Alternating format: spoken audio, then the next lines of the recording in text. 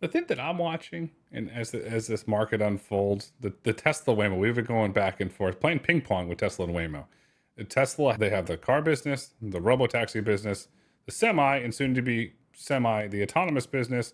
Waymo has the robo-taxi, soon to have the personally owned AV, and perhaps the truck. It just seems that they're each going into each other's markets to compete, and if they do, those companies could really end up owning, I will say, 40, even 50% of this market share of autonomy across both trucks and cars if they keep going the way they're going. I'll just relate this to my experience with Starlink, where a lot of, it started as, well, it's just going to be home broadband for someone that lives in the middle of a desert, remote locations. And then it was like, well, someone suburban can use it and maybe as a backup to broadband, which sometimes goes down because of the storms we have here.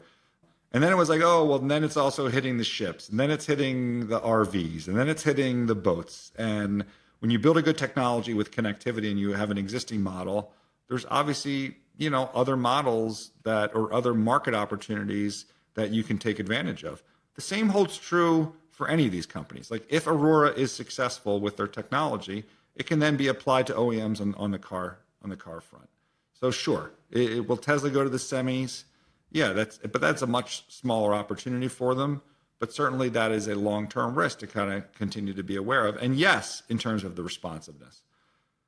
Waymo went out and announced that they're talking to Toyota. There's no agreement, there's nothing. They're talking to a company.